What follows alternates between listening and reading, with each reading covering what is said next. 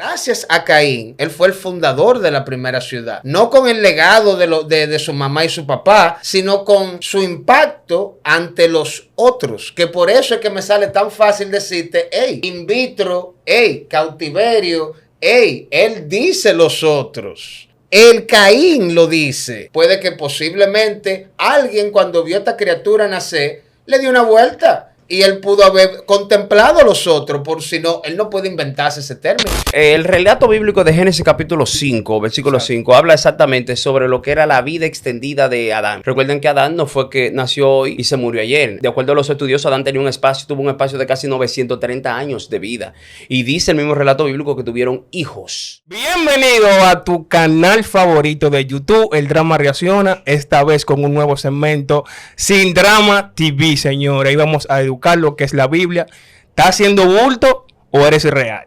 Aquí te presento con According to Money y mi hermano Isael Echonsky. Gracias, manito. Dime, Sebelón, ready. No. Quiero empezar diciendo una palabra.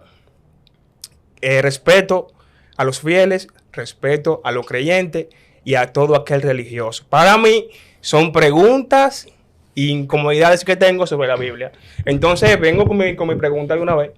¿Por qué hubo tanta sangre en la Biblia? ¿Y por qué no se habla tanto de la muerte de los discípulos? Si fueron personas que debieron ser inéditas porque son parte de la historia, ¿por qué no se habla tanto de la Biblia? Ok, la pregunta, ¿con quién vamos a comenzar? Con el que usted quiera, ¿no? Con Isael. ¿Conmigo? Sí, está bien. Bueno, mira, el relato bíblico es claro y lo que busca es dar una idea más o menos objetiva de lo que trató la historia.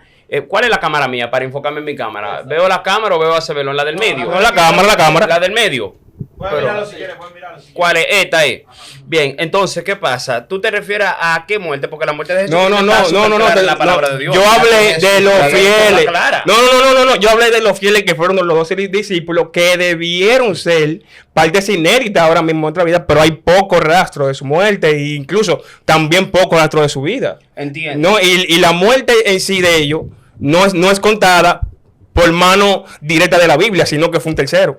Mira, tiene que saber cuál es la narrativa y la importancia del relato bíblico respecto a una persona en la Biblia. Perfecto. En el caso de Jesucristo, fue relatado todo debido a la importancia tanto de su nacimiento, de su desarrollo ministerial, como de su muerte, que en efecto secundario fue lo más importante y paradójicamente lo más importante para la humanidad, porque con ese fin él vino aquí a la tierra. En el caso de los discípulos, también tiene que referirte a qué discípulo en sí, porque tenemos que el libro de los Hechos relata de manera clara lo que fue la muerte de Esteban, que fue una muerte muy sangrienta, fue una muerte a pedradas, y la misma Biblia lo relata. Lapidado, exactamente. En el caso de la muerte del apóstol Pablo tenemos registros históricos que relatan que fue decapitado, y en el caso de la muerte del apóstol Pedro tenemos registros históricos que relatan que fue crucificado, semejante a Jesucristo. Hasta Judas sale un relato muy chulo. Exacto, pero lo que te está bien, ok, hábleme de Jacob. De Jacobo, que 12-2. Nada más del que se habla, pero después no se habla de Mateo, no se habla de fulano, ni Perencejo, solamente esas personas que fueron como lo más importante, pero fueron 2-3, en donde fueron 12. Mira, en la misma Biblia relata que si se escribe todo lo que pasó en la misma Biblia, no cabrían libros aquí en la historia hablando de... Por eso empecé. No. También vamos a aclarar que hay libros que no están presentes en la Biblia, que sí hay páginas que están en el Vaticano. Exactamente. Nosotros no tenemos ese acceso. Eso es lo que... Pero tal vez lo que él quiere decir, que es lo que yo estoy interpretando, es que el protagonismo se le dio a quien se lo merecía. Y que las otras personas que tú y yo estamos escuchando, que tal vez conectamos con ellos, tal vez tenían otro papel más de relleno en el fondo. Porque, por ejemplo, Moisés para mí sigue siendo uno de los apóstoles más importantes que tuvo contacto y el conocimiento de Dios. Pero después tú no tienes eso con Josué. Josué hereda el ejército. Claro. ¿Me entiendes? Entonces... es lo que digo, tal vez en la manera que se resume las traducciones, de sacar o quitar libros, se le da prioridad al protagonista de esta película, que a partir del Nuevo Testamento, obviamente, es Jesús. Sí, pero lo que te quiero dejar dicho es, si fueron personas, la única persona que debieron ser inéditas para los fieles y los creyentes fueron los 12 discípulos, porque fue personas que tuvieron contacto directo con el maestro, pero no se habla más nada que 2, 3. Pero recuerda que ellos dejaron, se especifica. Pero no todos tuvieron contacto con él. No todos, en el caso, por ejemplo, del o sea, apóstol Pablo. Entonces hay un problema ahí.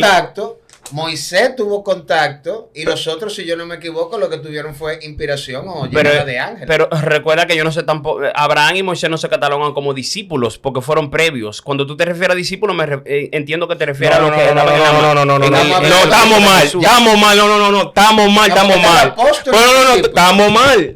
Porque la Biblia narra como si estuvieran andando con Jesús. ¿A quién tú te estás refiriendo exactamente? A los 12. A los 12 discípulos. Exacto. Entonces Moisés y Abraham no andaron con Jesús y no fueron contados dentro de los 12. Porque el cristianismo arranca después del Nuevo Testamento. Con la vida de Jesús. El coro de la última cena, tanto dito ahí. Mira, la muerte de Jesús simboliza algo importante para nosotros. Me explico. Ahora bien, la muerte, por ejemplo, del apóstol Pablo, la muerte, por ejemplo, del apóstol Pedro y de cualquier otro discípulo que tuviera por ahí, quizá no tenga el mismo protagonismo o el impacto en la sociedad. Entonces, tú quieres que le den su lugar a cada uno. Es lo que te digo, Manny, así que tú, como usted mencionó, que el Vaticano hay un libro que explica y extiende sobre su muerte, porque fue un obispo que lo hizo, pero no fueron personas de primera mano. ¿Por qué fue un obispo? Bueno, lo que pasa es que en el momento tal vez que esto pasa, ya se ha pulido la idea, se ha narcado y quizá no fue un mito, para mantener fiel a la gente. Sea mito o no, estamos hablando de cómo se distribuye la literatura y la diagramación de palabras. Entonces puede que mientras va pasando el tiempo, el impacto que se quería, que es lo que estamos diciendo, se basa en el protagonista. Los otros, mira, si lo pudiéramos comparar con anime, hay episodios que son de relleno y hay episodios que te marcan una historia, un antes y un después. Entonces, algunos de estos, ya sea de los apóstoles en general, tal vez algunos tuvieron más impacto que otros y tal vez los otros simplemente están ahí. No ganamos nada con saber la muerte de uno y no enfocarnos en la muerte que fue el perdón de todos. Exacto. Entonces, ahí puede que tú tengas, por eso tal vez te está preguntando, dime cuál, porque él te estamos citando algunos, pero tal vez el favorito tuyo no lo sabemos.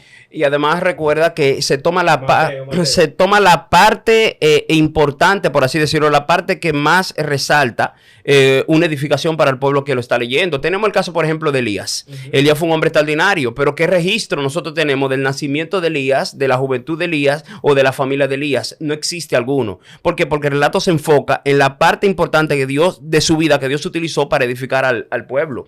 Fíjate en María Magdalena. ¿Quién sabe quién fue la mamá de María Magdalena? ¿Dónde vivió María Magdalena? ¿Cómo se crió? ¿Cuál fue su juventud? Esas son cosas como que no se relatan mucho. ¿Qué la llevó a su oficio? ¿Qué la llevó a su oficio? ¿Cuáles fueron las razones, los motivos? Pero sí se enfoca en la parte que va correlacionada al plan divino, bíblicamente hablando, que era lo que tiene que ver con Jesucristo. Ahora, ¿te turba la muerte de qué apóstol exactamente? De Mateo. En el caso de Mateo, personalmente no tenemos un registro que enfoque la vida, la muerte de Mateo. Un registro público. Porque puede que en la página... No, porque según los historiadores lo hay, pero lo escribió un obispo. Pero eso es una curiosidad tuya, muy personal. Pero, un momento, cuando tú dices lo escribió un obispo, tú te dices, fue ya de tercera, sexta, o sea, mi mamá no que lo escribió. Pero un momento, porque si a eso vamos, el conjunto completo de los 52 libros presentes, exacto, fueron escritos ni siquiera necesariamente por un obispo, sino por hombres inspirados. Esto no bajó del cielo escrito. Claro, pero no fue, no está lo más importante. ¿Qué es lo que digo? Si usted caminó, tuvo con el hombre, usted debe de ser la persona más importante que nos ayude con eso. Ahora bien, antes de ellos morir, pero recuerda que antes de ellos morir dieron su aporte. Por ejemplo, el apóstol Pablo dio...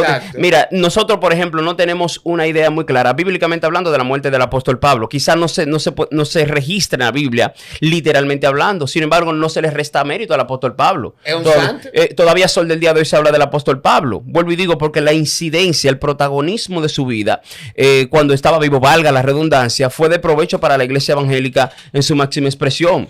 Y su muerte, no sé, bueno, pero como quiera tenemos extraoficialmente, por así, si así se puede decir, que su muerte fue por decápite. Me explico, en el caso del apóstol Pablo, en el caso del apóstol Pedro, Pedro fue crucificado. Ahora, ¿qué otra pregunta tú tienes interesante? Si fuera una persona tan valiosa para Dios, ¿por qué su muerte todas fueron desagradables? Bíblicamente hablando también. ¿Te gusta más? ¿Quieres responder, Manny, o le doy yo? Lo que me gusta de él es que él quiere los detalles. Él le está dando el mismo peso que tuviera cualquier apóstol o cualquier vaina, que él necesita saber el principio y el final. Entonces, tal vez lo que estamos viendo aquí, no, más que una necedad, estamos viendo una persona con una curiosidad de algo que él entiende, que dado, como tú dices, que tuvieron su impacto, porque cuando hablamos de San Elías y hablamos de Pablo, hoy en día en nuestra cultura, esos son santos, a lo cual todavía se les rinde algún tipo de tributo, ¿tú me entiendes? Entonces ellos en realidad tal vez no te están dando, tal vez lo que él quiere decirte es que no le estamos dando el final que tú tal vez necesitas detallado, porque en el fondo nunca se han ido, están siendo todavía...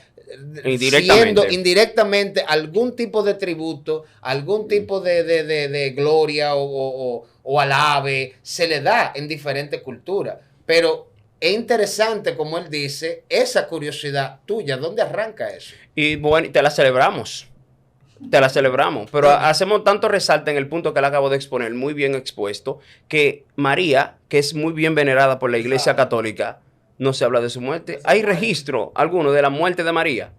¿Te das cuenta? ¿Por qué? Porque la importancia, vuelvo y digo, no que su muerte no fuera importante, muchísimo importante, porque el morir es Cristo y el morir es ganancia. Claro. Ellos tienen su salvación asegurada de acuerdo al registro bíblico. Sin embargo, para la población en general, su vida tuvo más importancia que indirectamente su muerte, como va a pasar siempre. O su existencia. Porque su existencia fue lo que permitió. Y fíjate que no hablamos de su muerte, pero todavía le tenemos un lugar dentro de la iglesia. Que originalmente, si nos vamos al Antiguo Testamento, la mujer no tenía un lugar ahí. Claro. Entonces hay que ver, hay que tratar. Yo entiendo por dónde tú vas, pero yo entiendo también que hay que buscar el balance. Vamos a verlo de esta manera. El libro es grande y extenso. Tal vez tal vez el cáñamo no daba para la tinta en esa época. Teníamos que bajarle un chin.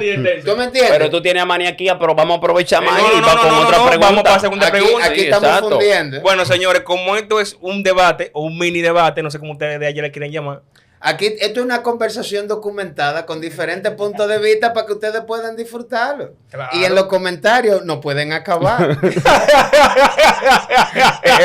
Póngale la frase, tú supiste. Adelante. Siguiente pregunta, que primero quiero iniciar por Manny. ¿Qué fue el Edén? Bueno, el Edén, el caballero aquí te puede decir que... No. Opinión propia. Un momento. Tanto el caballero como yo, si leemos no el artículo, sino el libro del Génesis, entendemos claramente que era un espacio creado con todo lo que un ser humano o el hombre iba a necesitar para sobrevivir y sobrellevar. Entonces, cuando tú lo oyes de esa manera, si tú te vas a lo que nosotros hemos aprendido como creadores, hecho a imagen y semejanza del creador, ¿verdad? Tú puedes coger un laboratorio in vitro o un sitio donde tú tienes animales en custodia, en donde el hombre le da a ese animal todos los recursos que él necesita, técnicamente hablando, para sentirse a gusto. Fuera de cámara, estábamos hablando sobre, por ejemplo, cuando tú crías un beta. Cuando tú crías un beta, el beta tú lo crías para pelear. Pero hay gente que lo tiene de manera ornamental, que le dedican un espacio en donde hay una hojita de almendra para que el agua se ponga. Una lila, me acuerdo. Una lila, una planta. Y eso es una criatura para él ver, para contemplar y observar. Entonces, si tú lo miras de ese punto de vista, bueno, el jardín del Edén obviamente tenía que ser algo, un espacio hecho específicamente con una finalidad. Y esto era proveerle a esa criatura toda su necesidad para que el creador observara. O sea, que para usted, Manny, fue un lugar científico. Si, no, la pregunta no fue esa. La pregunta es ¿qué es el Edén? Entonces, no. El Edén, Tiene que ver el Edén, cuando te lo describen, yo te di la descripción del Edén. Okay. Ahora, cuando tú coges esa descripción y tú la aplicas a lo que nosotros hacemos hoy por nuestras enseñanzas, que sería traduciendo la Biblia a término moderno, que sonaría como un área de cautiverio modificada para que lo que esté ahí pueda sobrevivir. Por ejemplo, un beta. ¿Usted está de acuerdo ahí? Hasta cierto punto. Hasta cierto punto. Pues vamos a iniciar con ahora, Israel. Ahora vamos con el punto que él no está de acuerdo. Sí, bueno, mira, respecto a lo que comenta el compañero According to Money, realmente podríamos decir que tiene cierta lógica bíblica. ¿Por qué? Porque la vida de Adán y Eva dentro del huerto del Edén era una, y cuando salieron del huerto era completamente otra. Dentro del huerto era una especie como de resort donde ellos no tenían que coger tanta lucha para alimentarse, para desplazarse y para hacer todo lo que tenían que hacer a modo de vivir. Una vez que salen del huerto del Edén, del jardín, ahí es que viene el problema de todo el tamaño. Bueno, decir que salen parece que fue voluntario. No, una vez que lo echan. Una vez que son expulsados. Sería el término. Exacto. Entonces, salieron de manera voluntaria. Voluntaria o no voluntaria, salieron. Cuando fueron expulsados, que es el término correcto, cuando fueron expulsados, la vida de ellos pasa de una forma drástica, de una comodidad a un modo de vida, yo diría que prácticamente nómada, porque ya tenían que trabajar, tenían que coger cierta lucha, tenían que pasar por ciertos trabajos, ciertas dificultades, que cuando estaban dentro del huerto no tenían ningún tipo de situación difícil. Volvemos al cautiverio. El león en cautiverio, que tú proteges y tú cuidas, nunca caza. Al león le traen su carne ya picada. Y si a ese león tú lo liberas y lo integras de nuevo en África, en algún sitio, ese león va a tener mucho inconveniente porque nunca ha cazado, nunca ha hecho nada natural. Entonces puede que incluso sea hasta discriminado por los otros leones porque va a oler diferente, va a actuar diferente y eso puede causar un sinnúmero de problemas. Y vamos a recordar que antes de Adán y Eva ser expulsados, hay que comenzar por la historia de Caín. Porque en Caín te dicen claro y pelado, padre, otros allá afuera me harán daño. ¿Quiénes otros? Y a lo cual no, pero él no dice quiénes los otros. Él le dice, chile, hermanito, yo te voy a poner esta marca mía, tú supiste, tú vas a salir. Y quien sea que te haga daño recibirá mi rabia 3 veces más. Y vamos a recordar que gracias a Caín, él fue el fundador de la primera ciudad. No con el legado de su mamá y su papá, sino con su impacto ante los otros, que por eso es que me sale tan fácil decirte, hey, in vitro, hey, cautiverio, hey, él dice los otros. El Caín lo dice. Entonces, en alguna página que se me quedó, puede que posiblemente alguien cuando vio a esta criatura nacer, le dio una vuelta. Y él pudo haber contemplado a los otros, por si no, él no puede inventarse ese término. Él no puede decir... él no dijo en ningún momento algún animal que yo he visto me va a hacer daño. No, él tal vez vio algo que se parece a él, pero diferente. Al igual como el miedo que tú tienes, si queremos hablar un poco más, ¿verdad? Es como el miedo que tú tienes de un extraterrestre. Fíjate que el miedo que tiene el ser humano de un extraterrestre es en un humanoide. No en una bacteria, no. En algo que se parezca a ti con la capacidad de hacer igual de mal o peor que el tuyo. Entonces, vuelvo y digo, no estoy descartando nada, pero cuando tú lo analizas, sonara como que él sabía algo que ni siquiera sus creadores sabían. Bueno, el relato bíblico de Génesis capítulo 5, versículo 5, habla exactamente sobre lo que era la vida extendida de Adán. Recuerden que Adán no fue que nació hoy y se murió ayer. De acuerdo a los estudiosos, Adán tuvo un espacio de casi 930 años de vida. Y dice el mismo relato bíblico que tuvieron hijos. De modo que cuando hablamos de que a Caín se refería a otros, por lógica bíblica, por criticidad bíblica, podemos entender que realmente se estaba refiriendo indirectamente a las otras personas que existían en el mundo y que por naturaleza, por lógica, tenían que ser familia de él. No hubo de no ser familia de él, entonces el relato bíblico debió haber incluido 2 creaciones. Tenemos a Adán y a Eva, y aparte de Adán y a Eva, otras creaciones que se hicieron por ahí. Eso es un punto A. Un punto A. No le estoy dando vericidad a eso. Estoy hablando en el caso hipotético. Ahora, en el caso de Adán y de Eva, tuvieron más hijos. Esos hijos se extendieron, ¿me entiendes? Y llegaron entonces a complementarse y a crear lo que fue una comunidad humana en aquel tiempo. Pero yo no creo que la fundación de la ciudad de parte de Caín tuvo nada que ver con los hijos de Adán y Eva. Bueno, iba relacionada, porque sí voy de acuerdo en que Caín sí fundó la ciudad. Y de hecho le puso, si mal no recuerdo, Enoch, que era el nombre al primer hijo de Caín. Recordemos bien que ese primer Enoch con un hermano. Tuvo que ser con una descendiente. Pero él se fue solo. Con una descendiente se fue. A él lo despacharon solo. Pero hay que ver. Pero no es tan profundo. Eso es algo simple. Eso es algo simple.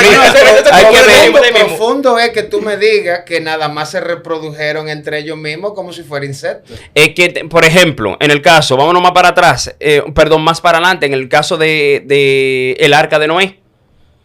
Hubo muchas personas después del arca de Noé. ¿Y de dónde salieron esas personas si Dios arrasó con toda la humanidad y solamente en el arca de Noé estaba Noé y su familia? Bueno, se supone que Dios arrasó con los Nephilim. Específicamente que amenazaban la existencia de la humanidad. Ahí está el punto. Amenazó, erradicó animales, aparte de lo que no subió al arca. Y raza humana, subió Dios al arca, a la familia de Noé. Me explico. O sea, que nosotros somos familia de Noé, o sea, descendiente. Sí, pero eso llevaría un estudio más biológico y anatómico. Pero en el caso de las personas después del arca de Noé, se sobreentienden que fueron descendientes de Noé, aunque no se registran. ¿De dónde nacieron? Tuvo que agarrar un hombre con una mujer, hermano con hermana, indirectamente hubo ese tipo de... Entonces, significaría que el diluvio entonces fue algo regional y no mundial. No, es algo regional. Porque se está refiriendo a un espacio. Sería bueno a un espacio determinado de tierra. Porque yo puedo entender que de Noé haya salido un grupo de gente, pero no salió un chino ni un moreno. Ni un mexicano. Ni un dominicano. Ni un dominicano menos, porque la historia de nosotros es otra. Entonces, hemos tratado esto en varios programas, incluso en la nuevo proyecto de Manauri. Payola. Donde hablamos de eso, entonces hay una confusión. Si hablamos del diluvio a nivel global, entonces hubieron menos gente ahora, para ponértelo de esa manera. Y no estoy descartando lo animal o no por los temas de logística y ese tipo de vaina, pero obviamente, si nos vamos a las descripciones tal cual, debió de haber sido un evento regional que afectó un área específica. Porque todavía hay otras criaturas, y que son humanas también, que no están atadas directamente a esa cronología, porque no podemos ignorar ni Mesopotamia, ni China, ni la India, que tenían 3.200 años previo al ciclo que tenemos, que son 2026 después de Cristo. Entonces, yo te doy lo del diluvio por fines regionales, pero me interesa saber todavía la escena de Caín como fundador de ciudad, y entender que sí, vamos a decir que vinieron 25 muchachos de lo que no salen como protagonistas en el Edén. No son suficientes para una ciudad. No son suficientes para tal vez procrear, porque entonces tú estabas procreando con niños. Tú me entiendes, porque tú tenías 900 años y tal vez yo tuve que esperar, tomando en cuenta que esa mujer pero antes de los 9 meses tuvo que durar 12 años por lo menos viva para tener la menstruación, para poder entonces reproducir oficialmente, al menos que en ese entonces el ciclo haya variado, ¿tú me entiendes? Pero si me voy al hecho y me voy a lo contextual y no me voy, por ejemplo, a lo que sería la enseñanza detrás de la escritura, cogerlo literal me abre más laguna que quedarme en la verdad. Lo que hay que entender es el texto y medirle el tipo de interpretación que nosotros le hacemos al texto. Si le hacemos una interpretación literal en el tiempo y en el espacio, ahora mismo, lógicamente no tendría lógica, porque como un hombre con 3 niños va a construir una ciudad. Ahora bien, si nosotros incluimos dentro de nuestra interpretación el espacio-tiempo, de qué forma se llevó a cabo y durante qué periplo de tiempo eso se llevó a cabo, entonces tendría un poquito más de lógica. ¿Y por qué entonces ese detalle no se contemplan o no se exponen más a la hora de nosotros estudiar las escrituras? Pues nosotros, dependiendo, Eso claro está dependiendo. Si una persona lee la Biblia de manera random, por sí sola, sin la ayuda de un experto en la materia, sin la ayuda de un maestro que le ayuda a poder comprender lo que está leyendo, es posible de que llegue a muchas interpretaciones erradas, que es lo que vemos hoy con la mala reputación que personas por ahí llamadas cristianas le están haciendo al evangelio. Interpretan de una manera errada, no tienen el entendimiento correcto, no saben bien qué fue lo que quiso decir el texto y actúan de forma equívoca. Pero fíjate cómo eso que tú acabas de decir ahora, ya que estamos hablando del evangelio. El evangelio viene siendo una indiferencia en el cristianismo. Una indiferencia. Una indiferencia. ¿Por qué? ¿Por qué estoy usando la palabra indiferencia? Sí. Porque tú utilizas, como el cristiano, tú vas a utilizar el libro entero. Lo evangélico arrancan específicamente del Nuevo Testamento. Para darte el ejemplo más clásico, el diezmo. El diezmo en el Antiguo Testamento era una obligación. Sí. Sí. Sí. Pero solo cuando llega... No, era obligación para ser librado de pecado. Bueno, más que librado por pecado, vamos a ser un poco más sinceros, si tú lo sigues leyendo, es para darle mantenimiento a los templos del Señor. ¿Tú me entiendes? O sea, pues entonces no vamos al lucro. No es que vamos al lucro, es que si yo tengo un templo para adorar y hay que mantenerlo limpio, ¿cómo va a pasar? Fue una idea del compañero Abraham. Hay oro blanco, hay oro amarillo, hay plata, hay que darle mantenimiento. Es que, Y los mejores animales. Y los mejores animales, y los mejores frutos, pero hay que darle mantenimiento. Eso yo no te lo quito. Y fíjate que ya se establece un orden lo suficientemente poderoso para que a partir del Nuevo Testamento tú lo hagas libre eso. No, ya no se vuelve una obligación, sea algo que tiene que salir de ti. Entonces eso me hace entender que pasamos por error, prueba y falla. ¿Me entiendes? Entonces no te estoy quitando, simplemente te estoy dando un punto de partida en el cual el evangelio... según tú dices, que para poder ser libre y volvemos, entonces ahí mismo volvemos. Pero por ejemplo, un detalle importante es que respecto a lo que tiene que ver con el diezmo, dígase que fue una práctica inaugurada, por así decir, por Abraham.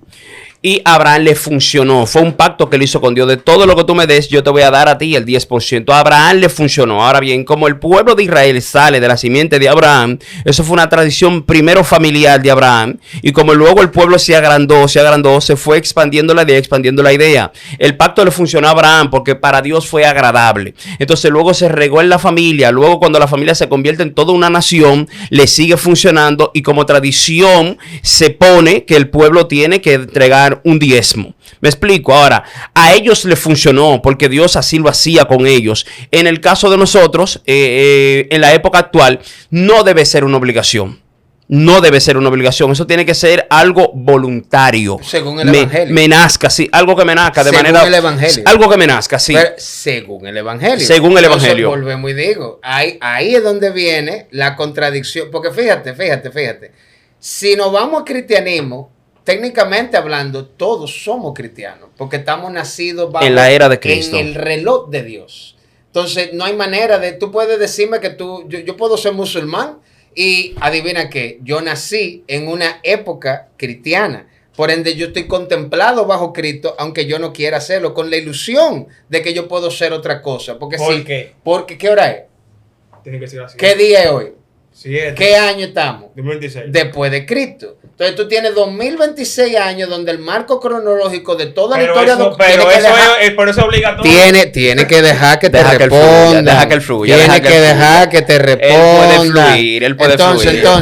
Entonces, me gusta si tenemos si tú hoy tomas una foto, la fotografía tiene una información en la computadora que se llama metadata. La metadata te dice a ti, la cámara tal, del teléfono tal, en tal fecha, de tal hora, tomó esta foto. Eso significa que toda narrativa de documentación histórica está dentro del marco cronológico cristiano impuesto por el Papa Gregorino XIII, en el 1586, cuando se alteró el calendario juliano de Julio César, por el gregoriano. Así que toda historia, si tú tienes un acta de nacimiento, si tú tienes una cuenta bancaria, si tú te estás tomando fotos, si tú tienes un celular, si tú celebras tu cumpleaños, usted le está rindiendo tributo al marco cronológico cristiano establecido que vivimos. Y tienes la ilusión de que tú puedes ser ateo. Pero ya ese sería un dato para darle. Y te digo la ilusión porque no es ni quitándole ni restándole. Yo creo que con eso te digo, antes de entrar en el tema del ateo, es que el éxito real del cristianismo, en mi opinión, no está basado en tu devoción. El éxito real del cristianismo está basado en tu participación involuntaria. Significa que cuando tú firmes ese cheque al lado de esa firma, ya tú le estás rindiendo un tributo por escrito al Señor. ¡Wow! Independientemente de tu punto de vista. Y cuando digo el ateo, hay dos tipos de ateo, en mi opinión. Hay el ateo que es una persona que no cree en lo que se le llama Dios y tiene opciones de dónde sacar. Y después está el ateo que es normalmente un cristiano que se sintió ofendido por Dios. Como hemos tenido gente que te dice, tranquilo, reza, que él te escucha. Tal vez no escuchó la respuesta que quería, tal vez no le dieron la inmediatez que quería, y en el proceso de eso le salió más fácil echarle la culpa a la deidad que echarse la culpa a su falta de acción. Y en ese proceso tú te volviste exactamente lo que tú estabas criticando, que es un predicador sobre la no existencia del Señor. Entonces, adivina qué, tú no eres ni siquiera un ateo decente, tú lo que eres un fanático confundido, que te ofendiste porque Dios no te respondió a ti de toda la punto, o sea, no hay nada más creyente que un ateo, y no estoy diciendo que no haya ateo, pero si ese ateo me puede decir, pero si ese ateo me da la hora, si ese ateo celebra el cumpleaños, si ese ateo tiene un cheque, si ese ateo tiene un acta de nacimiento, una casa o lo que sea. ¿Gracias a quién? Está bajo la atmósfera. Tú estás bajo el marco cronológico cristiano establecido de hace 2026 años a la hora de escribir este video. Pero espérate. Perdón, que habíamos un tema terminado. Claro. Pero antes de terminar esta pregunta, usted dijo que la persona que hizo el marco cronológico fue un obispo. Un papa. Entonces fue un negocio. ¿Cuándo no ha sido un negocio? Un lucro. Pero el lucro no es el derivado del negocio. De un negocio bueno y exitoso. O sea, lo que pasa es que tú me estás confundiendo fe con hechos. Lo que la persona lucrada en este sentido, lo que tú llamas el lucro, es el mantenimiento de un templo que se mantiene a través del tiempo. Y eso nada más pasa con ese tipo de apoyo. Exacto. Eso tú no lo puedes quitar. Ahora lo otro es cuando entramos pero ¿por qué él está ganando dinero y yo no? Eso yo te lo puedo poner al lado de la gente que critica la corrupción cuando no se benefician de ella. Es muy diferente. Entonces, yo no te estoy diciendo que Dios es un hombre viejito que está en el cielo con un celular mirando la vida de todo el mundo. Yo te estoy diciendo que Dios es un sistema establecido en el cual ya nosotros existimos en él, aunque usted no crea en él, que es muy diferente. Isael, vamos a ver su punto de vista.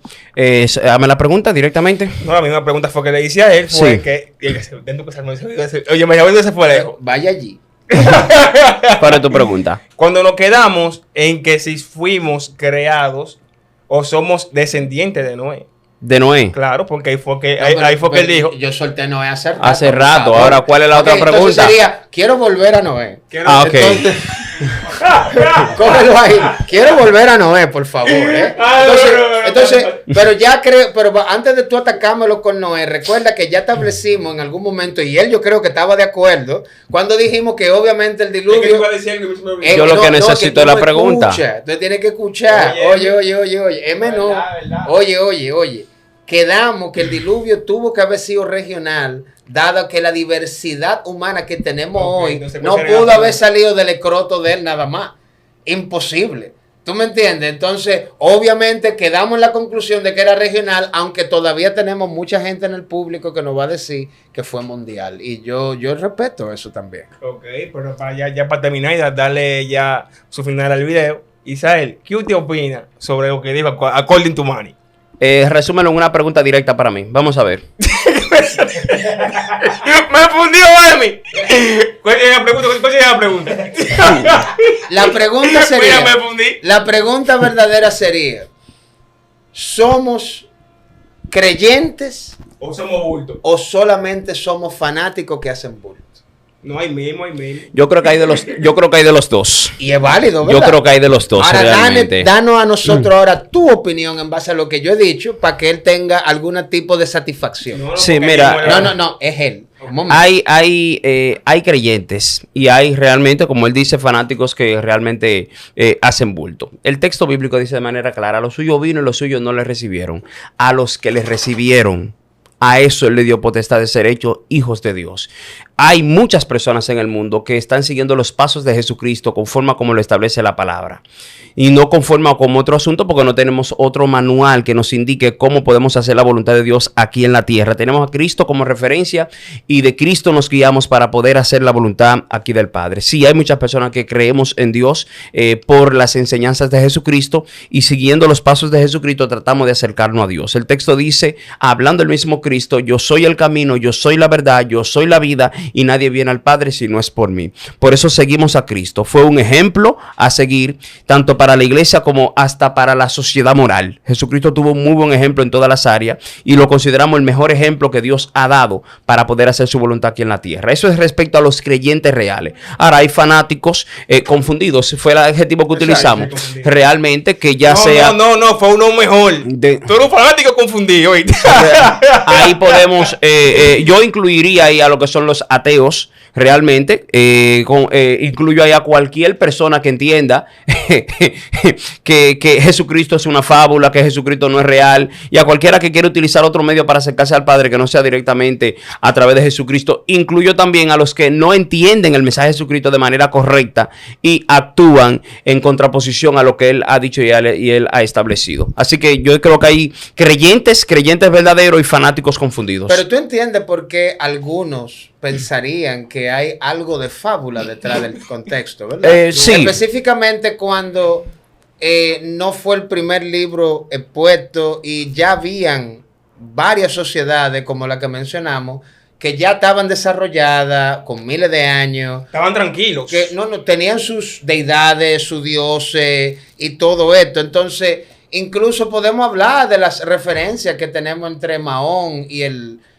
Jesucristo. Hay muchísimas, realmente. Él tiene, con su permiso, antes había muchísimas civilizaciones. Muchísimas y están ahí. Lo que pasa es que el pueblo, lo que queda. Ahora, por ejemplo, en la Autónoma hay mucho material donde tú puedes incubarte, estudiar y darte cuenta de que existieron muchísimas otras.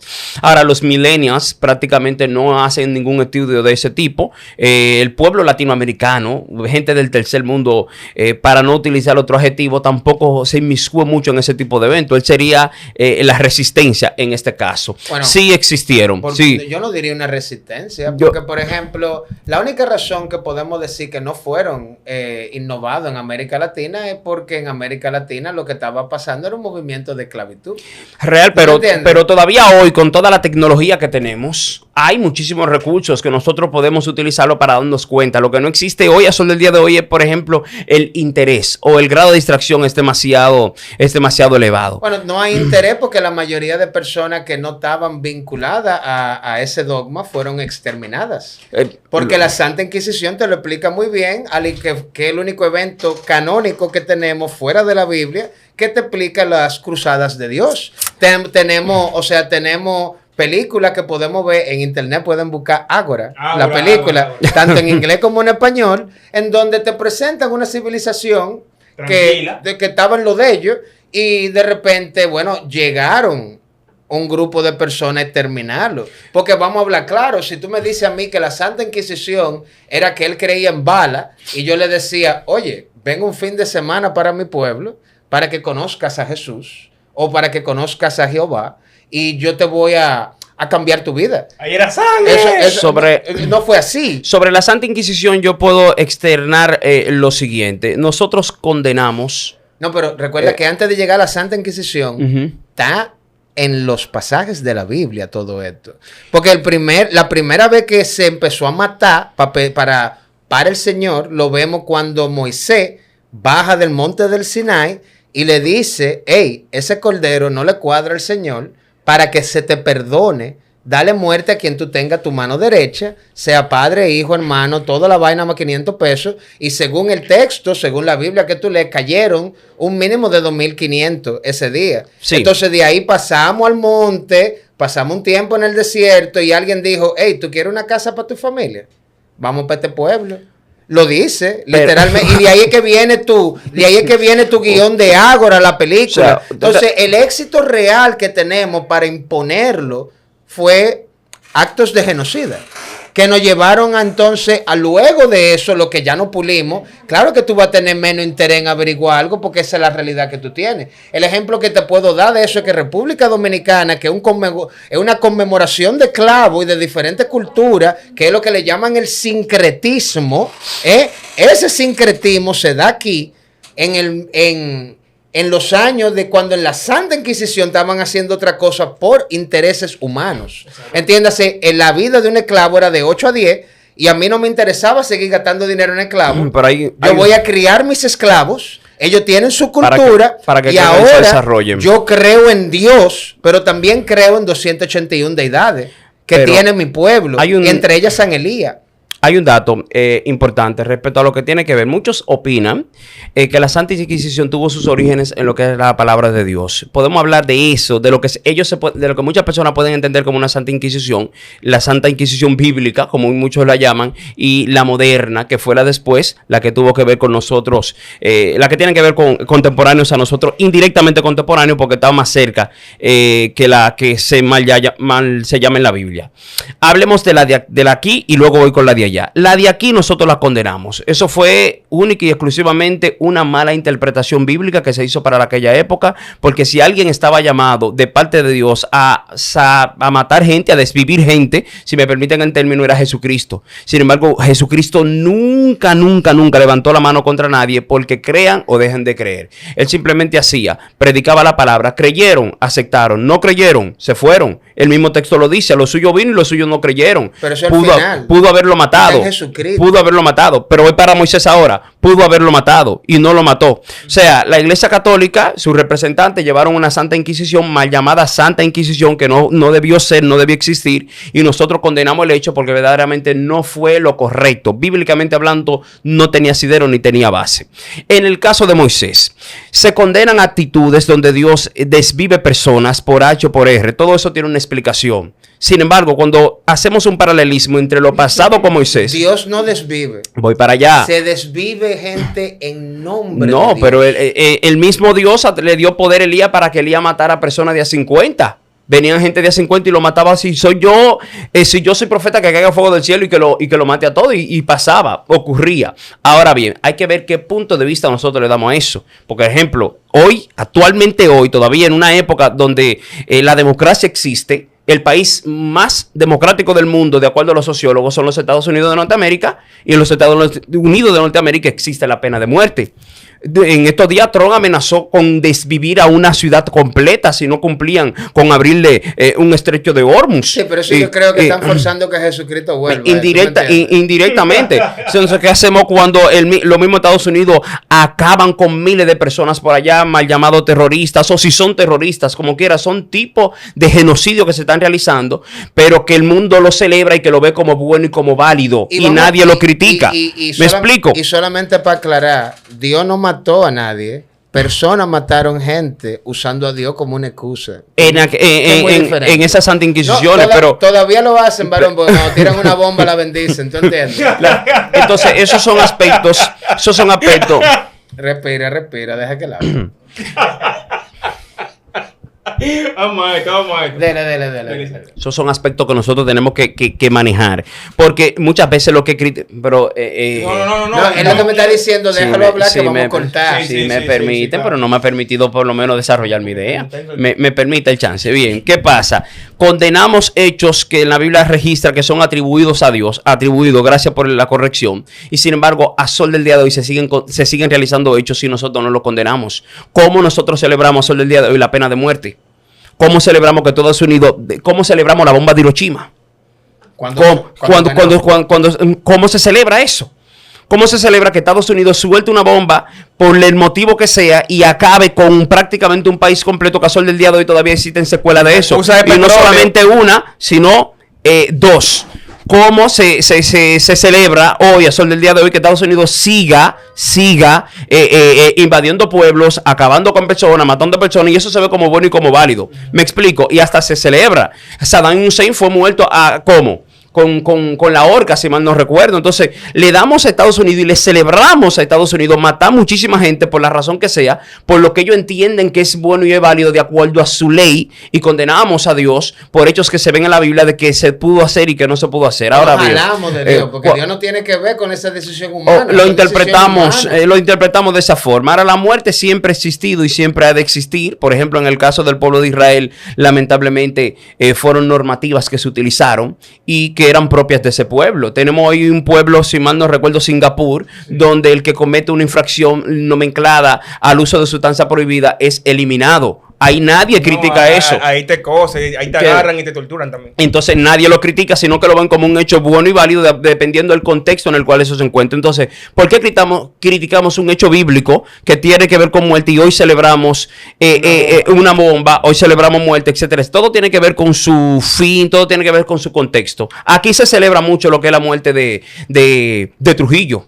Y de hecho había una ley que establecía que no se podía hablar bien de Trujillo. Entonces, celebramos la muerte de un hombre por lo bueno, por lo malo que fue, y en la Biblia lo condenamos. O sea, nosotros determinamos quién muere o quién vive hoy, y cuando Dios determinó quién moría o quién vivía, lo condenamos. Lo que pasa es que, fíjate que en la Biblia nunca Dios determina quién muere o no. Lo determina el hombre. El hombre. Por eso ahorita, cuando hablé del Papa Gregorino, te digo, no fue Dios que abrió el cielo y dijo, bórrame 10 días de octubre. Esto fue una decisión política. Esto fue una decisión de negocio. Esto fue una decisión un lucro que hizo un representante de la iglesia utilizando al Señor como la excusa. Y cuando te hablo del sincretismo, es muy importante ese dato, porque fíjate lo creyente que nosotros somos. A mí me gustaría ese tema para mi espacio. Ah, ok. Okay, sí, puede y de ahí y ahí le damos, realmente me gusta porque hay mucha señores, tela por donde cortar y veo que tiene el material. Esto fue el Drama Reacciona con el segmento Sin Drama TV. Señora, aquí estamos con... Pero déjalo que él diga la frase, que yo estoy viendo unos videos ahorita.